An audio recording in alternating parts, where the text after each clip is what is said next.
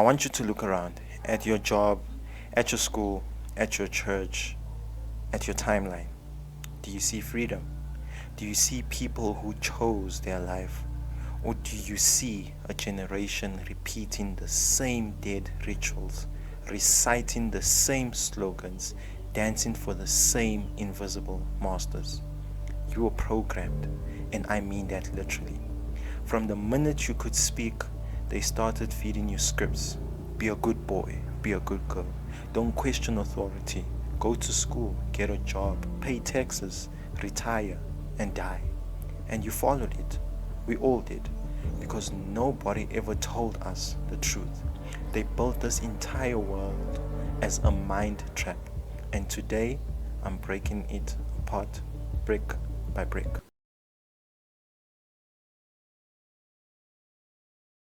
Let's start here, where they got you first, school. Let's not call it education. Let's call it what it really is. State-sanctioned obedience training. You think school was designed to make you intelligent? To awaken you? To teach you how to build empires? Bro, it was built to make you a cog in the system. Who built the system? Prussia. The 18th century Prussians figured out if you control the schools, you control the soldiers, the workers, and the taxpayers. They've created schools that punish creativity, that reward submission, that label anyone who questions as disruptive. You never learned financial freedom there. You never learned how to start a company. You never learned emotional mastery. Because an empowered man is a dangerous man, and a dangerous man are bad for business. Look at North Korea. Children are taught to worship the leader before they know how to multiply numbers. They rewrite history, they erase truth, and they create obedient minds. And don't think you are safe in South Africa. Bantu education was designed to keep you inferior. The colonizers literally wrote policies saying black people only needed enough education to be good workers for white-owned companies. And even after apartheid fell, nothing changed. We still study a European curriculum in African soil, still reciting European history, still ignoring African intellect. You were designed to be a worker, not a ruler. And the worst part, you thought it was normal. By then, I've got these two children, Charlie and Sam, and they're about to leave from Montessori to get ready to go to elementary school. So I go to see the very best teacher in the very best middle school in Austin that's teaching our daughter, who's older. And I said, when should we move the boys into regular school? And I'll never forget this. And he said, as soon as possible. And I said, well, why? And he said, well, once they've had that kind of freedom, they won't want to be chained to a desk for 8 hours a day and talk to them. So get them in chains young. And I was just kind of stunned. And I said, well, I don't blame him. I just blurted that out. And he looked down at the ground for the longest time. And he looked up and he had tears in his eyes and he shook his head very quietly and he said, I don't either.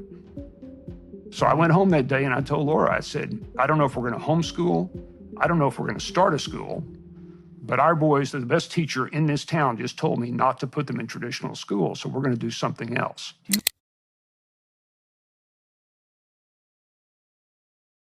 Let's talk about your news, your SABC, ENCA, BBC. Do you trust it? Do you think they're really telling you the truth?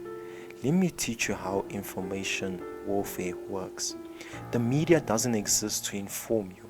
It exists to control the narrative. Fear sells, drama sells, division sells. Why do you think every election season suddenly crime skyrockets? Why does a new disease appear every time governments need an excuse to expand control? It's not coincidence, it's control. They create fear, then sell you the solution. During COVID, people who questioned lockdowns were silenced. Doctors were stripped of licenses. Videos were deleted. Not because they were wrong, but because they didn't fit the program. The same thing with apartheid. Media covered up massacres, blamed victims. The truth didn't matter, and it still happens today. corrupt politicians own radio stations, newspapers, and social media accounts. Your TikTok feed is a weapon. Your Twitter trending topics are curated warfare. Your Instagram explore page is a programming you to want what keeps you enslaved. You don't own your mind unless you unplug.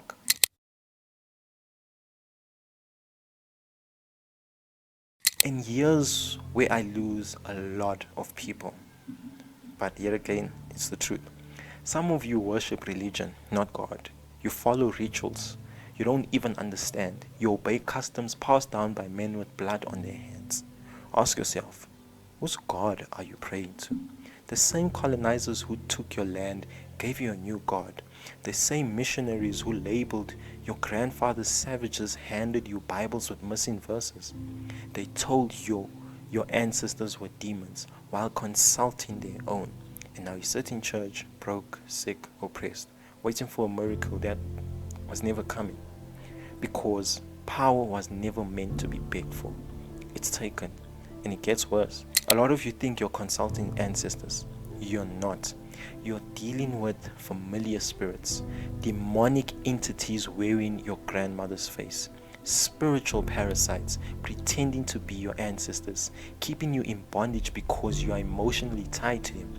Why do you think your family keeps struggling generationally? Because the chains are spiritual first, economic second. They got us by the soul. And while you're still honoring tradition, you haven't questioned who wrote those traditions. Some of the customs you defend aren't African, they're colonial. They were crafted to weaken African identity and keep us chasing approval from dead systems. Real culture empowers, false culture enslaves.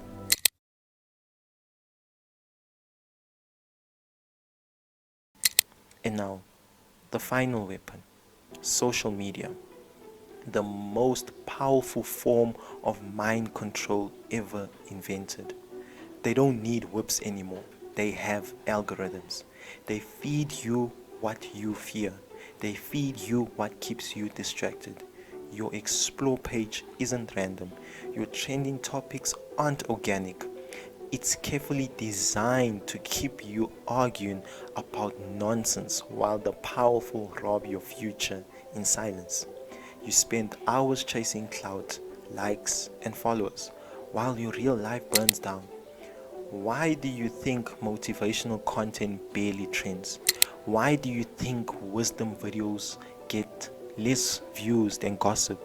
Because chaos sells, insecurity sells, addiction sells. You're not a customer on these apps, you're the product.